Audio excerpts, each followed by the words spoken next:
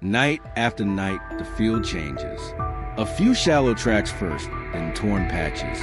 Then by dawn, entire rows lie flattened, roots upturned, irrigation lines snapped, soil gouged like shell craters. What begins as a trickle becomes a tide. Wild boars did not pass through. They learn routes, test edges, and return with purpose. Farmers delay, hoping it will stop. It never does. Patience without precision trains the enemy. This episode follows one neighborhood shift from fear to strategy.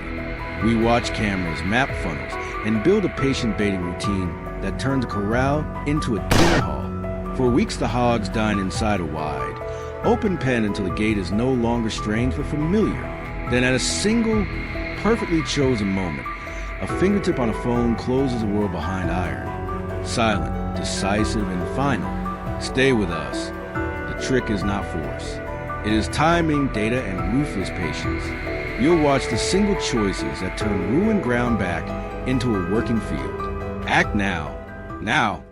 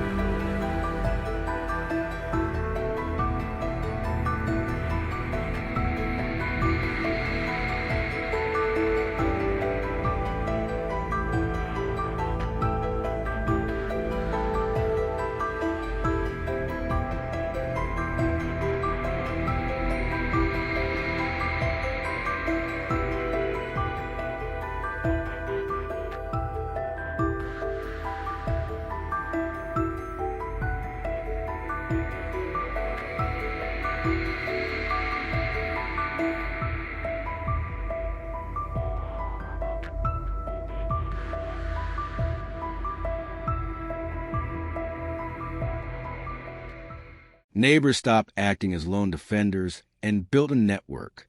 They shared camera feeds, marked funnels, and agreed on strict rules. No reactive solo trapping, synchronized bait schedules, and coordinated gate activations. That social contract closed escape routes and removed safe refuge across property lines. Teams identified choke points where tracks concentrated and installed low-profile corral traps. Pre-baiting lasted days or weeks until the sounder treated the enclosure as a normal feeding site. Cellular cameras streamed live to phones so operators could watch remotely. When an entire cohort fed inside, one remote tap closed the gate. No gunshots, no panic, no human sent to teach avoidance. Humane protocols guided every operation. Trained crews handled animals under veterinary direction. Healthy animals were dispatched humanely when required. Sick individuals were recorded and samples sent for testing. Carcasses entered approved processors when possible, converting a pest into usable meat and discouraging illicit dumping. Transparent records and third-party checks built community trust and limited fraud. Every capture was logged. Date, numbers, composition. Building a data layer that revealed seasonal pulses, juvenile survival, and high-use corridors. Analysts use this to rotate trap locations, vary baiting patterns, and pause operations if disease risk grows. Data turned frantic reaction into planned campaigns. Public health measures were mandatory. Teams surveyed water points for contamination risk, taught safe handling, provided gloves and masks, and arranged rapid necropsies when animals showed illness. Early detection of pathogens allowed targeted responses that minimized wider danger. Costs were real. Smart traps, cameras, and trained crews require funds. Successful groups pooled resources, applied for grants, and used rotating volunteer crews for maintenance. Training days taught humane restraint, camera troubleshooting, and reading tracks and wind, skills that multiplied effectiveness. Habitat measures complemented trapping, securing feed, repairing fences, altering water access, and planting buffer strips reduced congregation. Small earthworks funneled movement into monitored choke points so interventions became surgical rather than scattershot. The system was adaptive. Managers monitored for sounder splits, timing shifts, and new trails. They avoided single-method dependence by coupling trapping with habitat changes, predator-aware planning, and disease surveillance. Victory was not a single night, but sustained discipline. patient observation, humane practice, shared investment, and iterative adjustment. Over seasons, quiet cameras and unrooted fields became the proof that coordinated communities could turn a relentless invasion into manageable peace. Begin small. Place 3 cameras, call a neighbor meeting, and schedule a 90-day bait rotation. Small disciplined steps by many neighbors compound into landscape resilience now.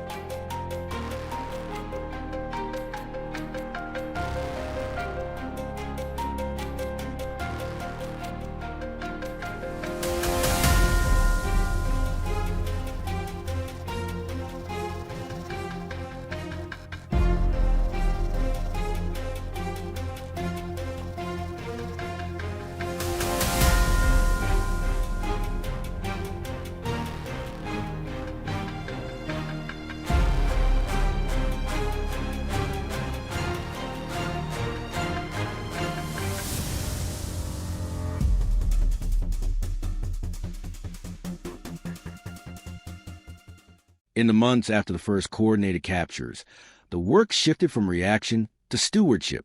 Teams refined the playbook. Cameras followed natural funnels.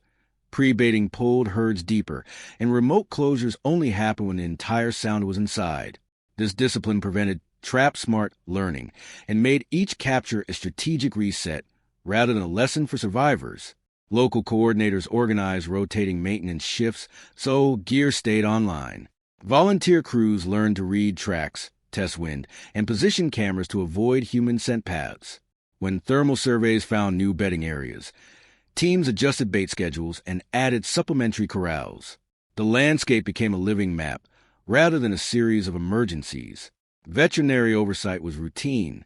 Rapid necropsies identified pathogen spikes. Serology at wallows tracked disease, and sanitary carcass handling reduced spread. These measures protected human and livestock health and informed when to pause operations to avoid amplifying outbreaks. Data and biology guided decisions. Economics shifted. Control was an investment. Shared trap hubs, certified processors, and training programs created local jobs and kept value regional. Farmers compared avoided losses to pooled costs. Coordinated action often justified ongoing funding. Managers learned to expect change. Sounders fragmented, routes shifted, and juveniles adapted. Responses had to be iterative. Teams ran short trials, test the setup, measure detections, adjust, so no single tactic became a predictable signal. The goal was resilience, small gains that accumulate. The social dimension was decisive. Transparent reporting, benefit sharing from processed meat, and humane standards reduced suspicion and illegal translocation. Where neighbors cooperated, reinvasion slowed. Where coordination faltered, sounders returned in weeks. Biologists stressed that watershed-scale plans outperformed single ranch efforts. After the first multi-season program, partner counties reported fewer nightly detections, reduced crop damage claims, and fewer emergency calls. Cameras that once recorded constant rooting went quiet, and fields began to recover. Silence became the metric of success. Not one-night removals, but lasting calm. This is not a simple victory. It is adaptive governance. Align incentives, invest in monitoring, coordinate across boundaries, and treat wildlife issues as social ecological challenges. Start with 3 cameras in a neighbor meeting. Build the system from there. The quiet fields that follow are less dramatic than a helicopter run, but they last. That durability is the point. Make metrics explicit. Track nightly detections per funnel, juvenile counts, and hectares damaged. Fund a contingency pool for rapid response teams and diagnostic tests. Hold quarterly reviews, publish transparent results, and adapt budgets. Train technicians in humane capture, camera maintenance, and data entry so the system scales. Begin now. In the long run, the quiet success of coordinated wild boar management is not measured by dramatic moments, but by the slow return of balance. Fields that were once scarred by constant rooting begin to show uninterrupted rows again. Irrigation lines stay intact through the night. Farmers who once woke before dawn to inspect damage now check their phones instead, reviewing calm camera feeds that show empty ground and undisturbed crops. Yet the work never truly ends. Wild boars are adaptable animals, capable of changing routes and habits whenever pressure increases. A region that becomes quiet for months can suddenly show signs of activity again when a new herd drifts in from distant forest corridors. Because of this, communities learn that management must remain continuous. Cameras stay active even when nothing appears. Traps are maintained even when they have not closed for weeks. Monitoring replaces panic, and preparation replaces reaction. Technology continues to evolve as well. Modern camera systems now integrate artificial intelligence that can automatically distinguish wild boars from deer, livestock, or stray dogs. Alerts reach farmers only when the correct animal is detected, reducing false alarms and allowing faster responses. Some systems even map herd movements over time, showing how animals shift routes after each intervention. This information transforms scattered observations into a strategic overview of the landscape. At the same time, ecological understanding deepens. Researchers studying soil recovery have found that once rooting pressure disappears, native grasses and microorganisms gradually rebuild the ground structure. Within one growing season, compacted soil loosens and beneficial insects return. Small birds and reptiles that once avoided disturbed areas begin appearing again. What initially looked like a simple pest problem turns out to be part of a much larger ecological story. Communities also discover the importance of communication beyond farming groups. Local wildlife agencies, conservation researchers, and agricultural cooperatives now exchange data regularly. Shared reports help identify migration patterns, seasonal breeding peaks, and environmental factors that influence boar activity. This collaboration ensures that decisions made in one region do not unintentionally create problems in another. Perhaps the most important lesson is psychological. Farmers who once felt isolated against an unstoppable problem now operate within a network of support. The sense of constant loss has been replaced with cautious confidence. They know the animals may return, but they also know they have the tools, knowledge, and cooperation required to respond quickly and effectively. In the end, the story of managing wild boars is not simply about removing animals from a field. It is about patience, observation, and the ability of communities to adapt when faced with persistent challenge. Where chaos once seemed inevitable, careful planning has shown that balance can be restored.